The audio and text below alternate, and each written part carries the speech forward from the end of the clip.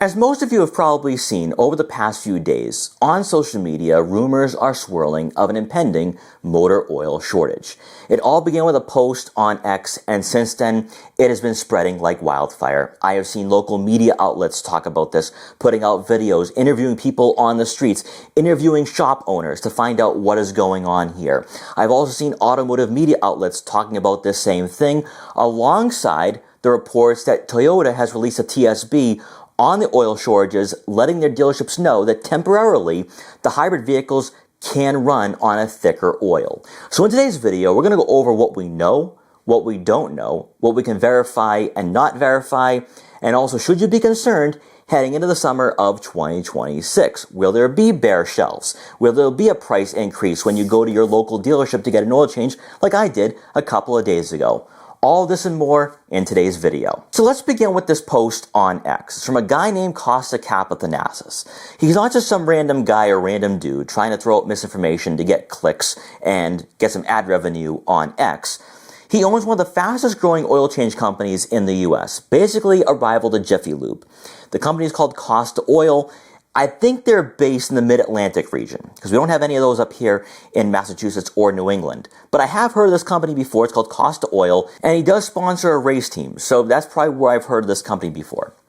But the post says, just got word Mobil and Shell have informed Costco and Walmart they have no packaged product to send them, and to expect bare shelves in the motor oil section in a few weeks. So people are already freaking out at this point, right? So they're running to their stores, they're trying to see what's going on at their local Walmart, their local Napa and Advanced Auto Parts stores, and they're getting mixed results. Some people are seeing some bare shelves, other people, it seems to be like the supply is right there, no problems.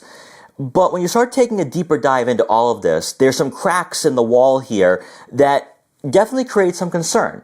Because as you guys have already seen, we've experienced for the past, 8 weeks now, higher gas prices. But with crude oil and the base oils that we are extracting from the earth, it would make sense because, motor oil is taken from crude oil, and we also have some other fluids that helps get our engines moving that we could be seeing a shortage of this in the summertime. We're not going to dive into that today because there have been some smarter people out there that have already put out videos and live streams about a month ago, such as the Motor Geek with over 300,000 subscribers. I'll leave the link in the description for that particular video. Fascinating, really, but a bit concerning if we continue on this trajectory. But Costa had some other posts that I completely agree with and I can corroborate on, because when I take a look at my receipt for my oil change a couple of days ago, the numbers really aren't that far off what he's reporting here. In another post that he had put out, he says, the cost of passenger vehicle lubricants to most end retailers has nearly tripled in just the last month or so. Your mom and pop repair shop went from paying $10 a gallon to $25 a gallon for 0W20 because they don't have the scale to demand a better price. If they follow a normal pricing matrix to keep the same margin they previously had, they should be charging $150 for an oil change. Now, $150 for an oil change is ludicrous. It is nuts. But is it? So 10 days ago, I got an oil change for my Volkswagen GTI. I've owned this car for almost 7 years.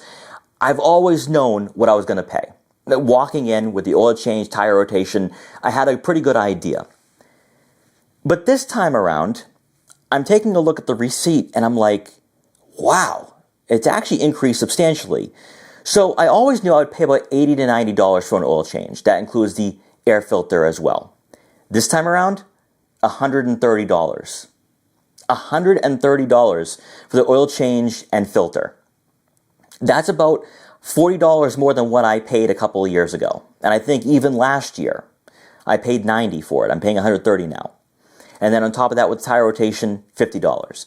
So I'm walking out of the dealership paying like $180 when a couple of years ago, I'd be leaving the dealership at $120, $130. I always knew what I was paying. Now it's become a bit more expensive. So that is actually pretty accurate. So I wouldn't be surprised if we start seeing more of that in the future here, where you might be paying $150. And some people are now like, maybe I should do my own oil changes. But that leads me into the potential for bare shelves. Because as Costa said here, there are reports that Mobil and Shell have already talked about this, but we haven't heard anything from Valvoline. We haven't heard anything from Haviline. There's some other motor oil companies out there, and they've been pretty quiet so far.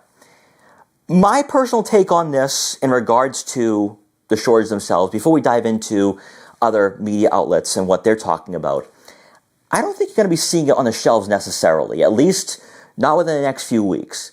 But you will be seeing it when you go for that oil change, which is why I would recommend getting your oil change now than later in the summer when you could be paying peak prices. But this leads me into one of the local media outlets from Las Vegas. They had a video put out on what's going on here in their local area.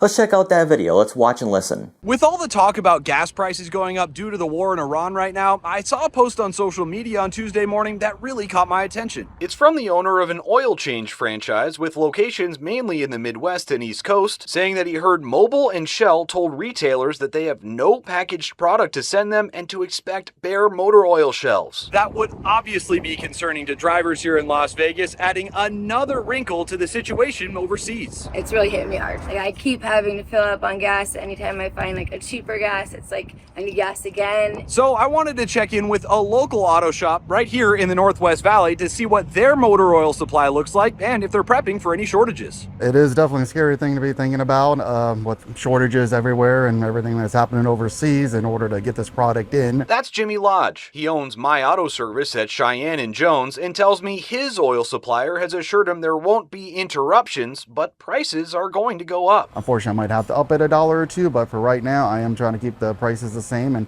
trying to help out the customers, even if I am taking $1 or $2 loss against my oil changes. Can you help explain like why there might be some questions or some shortages with synthetic oil? So apparently from what my oil rep told me, the base oil and additives they put in that full synthetic, that's where the shortage is, and that's where the blockade is able to make the full synthetic. So the ingredients that go into there. Right now, Jimmy tells me the best thing you can do is stay on top of your car's usual maintenance. Don't slack on that, because that's going to cost you a whole lot more down the line. But that hasn't stopped local drivers like Jennifer from thinking about buying her own oil in the future. I would just have like someone come to my house, put the oil I already have at my house in, and that would be cheaper to just pay for the little bit of labor versus like, you know, maybe be $100 next time. If there's something going on here in the Northwest Valley that you think I should know about, or maybe you've seen a spike in motor oil prices at the store, let me know. Shoot me an email at guy.tannenbaum@ktnv.com. Now, it's not just your local independent shop that's hearing things from their suppliers or are concerned. It's also the manufacturers themselves that are starting to release memos to their dealership networks. And from the drive, and this was also through Costa as well, that Toyota has released a TSB regarding the oil shortages. And from the drive, let's talk about what is going on through this article. Toyota reportedly sent a bulletin to its service departments late last month. It was dated April 30th, warning them of an impending shortage of certain oil weights. According to the memo, ExxonMobil expects ongoing shortages of 0W8 and 0W16 due to the situation in the petrochemical market, and this memo instructs the dealerships to substitute heavier oils in order to cover any shortfalls in supply. Toyota calls these memos PANT, Parts and Accessories News Today bulletins, and Costa Capitanasis, owner of a large chain of oil change outlets, shared the first page of the April 30th edition, which lays the whole thing out pretty plainly. Now, we really can't verify any of this because as the article continues on, they were unable to find out any news from their spokesperson through Toyota. However, this isn't unprecedented because there has been TSBs in the past from Toyota, most recently during the part shortages and the earlier days of the pandemic, where Toyota did tell their dealerships they could run a thicker oil. So this isn't anything new, and in fact, these TSBs do go way back to 2006, so 20 years of this. So in some ways we can kind of verify it, but for this specific one, we really don't know yet. Further doubling down on what we're hearing from the drive, here we have another article from hutcars.com, which they go a bit more into detail as to what cars are affected in the lineup.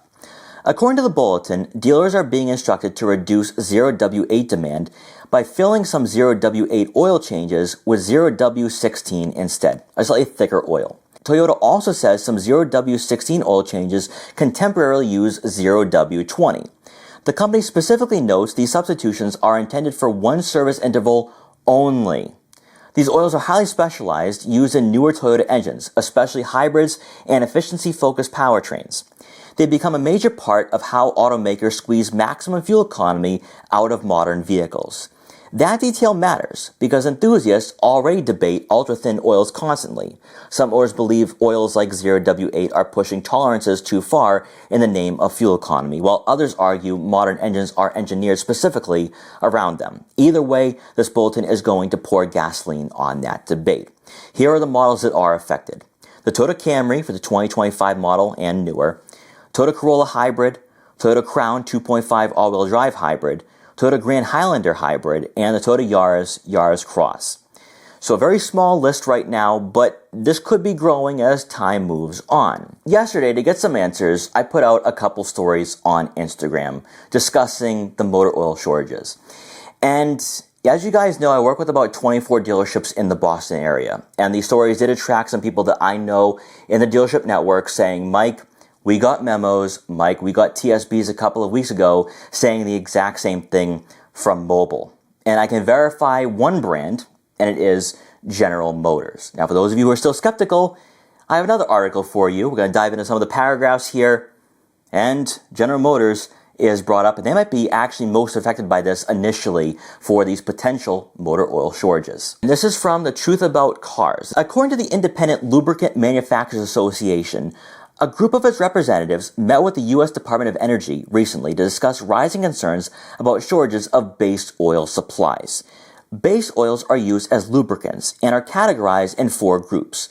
However, it's Group 3 based oils that are preparing to put a bigger crimp on American consumers.